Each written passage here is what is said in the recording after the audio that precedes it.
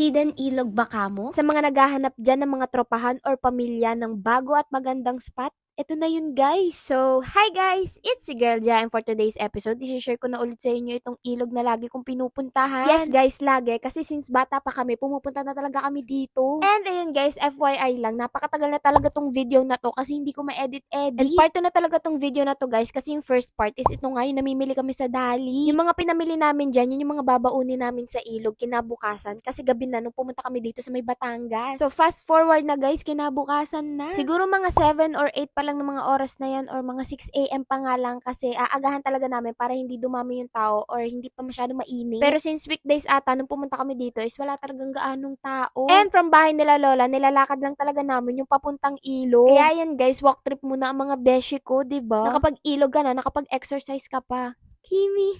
Pero anyway, siguro mga 10 to 20 minutes na lakad lang naman tapos mararating nyo na nga itong ilog na to at makikita nyo itong signboard na to na hindi pala kita yung nakasulat. Pero ang nakasulat ata dyan is this way, Talon Falls, ganun. Di ko sure pero yun siya guys. And sa mga magtatanong ng exact location kung saan makikita tong ilog na to, secret. Kimi lang.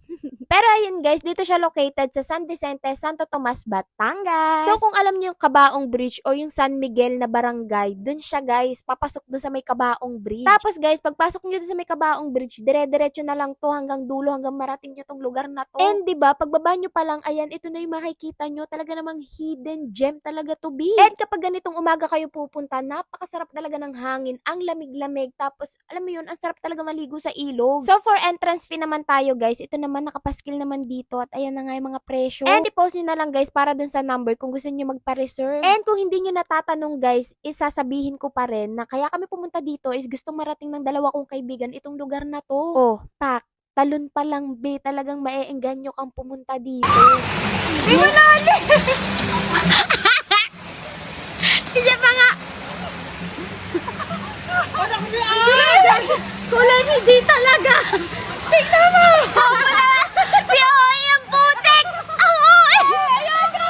O di bakit nakita kung sino napaka-arte at napaka-OA sa tropahan? Ayan ang aya maligo sa ilog tapos hindi pala kaya bumaba. Partida, mas matangkad pa siya kay Bilin pero malalim daw. Grabe naman ang person. And of course, hindi mawawala ang plastikan. Kaya ayan, sama-sama kaming lulusong doon papunta dun sa talon kasi baka malalim. Sabi ko, hindi ako marunong lumangoy. Pero ayun guys, hindi siya malalim kasi kita nyo naman, abot ko siya at abot din siya nung bunso kong kapatid na si Jewel. Ayan, oh. Kaya talagang sulit na sulit yung entrance nyo dito at paliligo kasi hanggang dun sa talon, mapupuntahan nyo. Tapos ang sarap-sarap sa feeling kapag nandun ka na sa may pinakatalon. Kasi parang, alam mo yun, minamassage ka nung tubig kapag dun ka nakatambay. Kaya ano pang inaantay nyo mga beshi ko, pumunta na kayo dito para masubukan nyo naman tong talon namin. Wow, namin.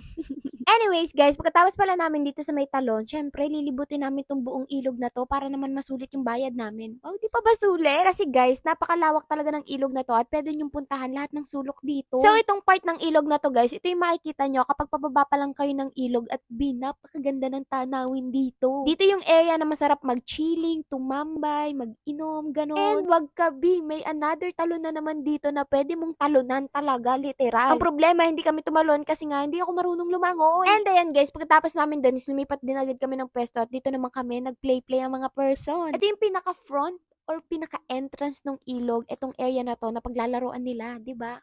Tren, choo-choo! Hindi na kasi! Asata! Tama na! Nasabi sa siko! Ayan na. Nasinghot ko, be? Ayan. Hi guys! Doon lang kami sa talon naka-entrance. Tapos ngayon, nagyayatong mga to, oh. Yung mga akling naging hiking. Yung ilog. Dahil kami po ay ang farm! Dahil nagkakaroon ng butas-butas sa mga bato, ibig sabihin kami kaliwanan siya. Yeah! So, ayun guys, dahil napakagala talaga ng mga beshi kong ito, naisipan namin libutin itong buong ilog na to. And guess what? Yes guys, napakahaba ng ilog na to at napakarami mong pwedeng puntahan at liguan. Kaya ewan ko na lang kung masasabi mong hindi sulit ang ibabayad mong 20 pesos or 30 pesos sa ilog na ito. And FYI lang guys, kapag dinire-diretso pa namin to, may bagong ilog ulit kami na mapupuntahan at ibang entrance naman na yun. Bibili lang talaga kami sa may tindahan kaya kami napadpad dito sa kabilang resort which is ayan guys, ito na nga yung mga cottage sa kabila. So, medyo makikitrespassing lang talaga kami, mga beshi ko. And dito naman, guys, yung ilog is para talagang swimming pool at nakapunta na ako dito. Pero itong mga kaibigan ko, gustong mag-entrance ulit kami dito. Di po kami makapasok. Ay, sorry. Di po makapasok. Walang entrance. Entrance na naman. Shit. Ayan lang yan. Dito lang yan. Yan. And ayan guys, ito lang talaga yung pinakay namin doon sa tindahan. O diba talagang mas manginginom ang mga kaibigan ko. Pero ayan guys, bumili lang kami ng isang bote para chill-chill lang. And ayan guys, tumambay na nga kami dito sa may medyo parang, alam mo yon yung maliblib na lugar at walang pupunta. And sobrang saya talaga sa pwesto na to guys. Kasi talagang tamang kwentuhan lang kami dito. At grabe, sobrang chill lang talaga. Kaya be, uulitin ko, ano pang inaantay nyo? Pumunta na kayo dito at mag-chill na rin kayo ng mga tropa nyo. And yeah, yun lang naman yung video ko for today guys. Sana nabudol ko kayo. Sana nagustuhan nyo tong video na to at sana pumunta kayo sa ilog na to mga beshi ko. Dahil promise guys, babalik-balikan nyo talaga tong ilog na to kasi sobrang sulit talaga at napakasarap dito sa lugar na to. And yeah, thank you guys for watching and I hope to see you on my next one. Bye! Yan, yan.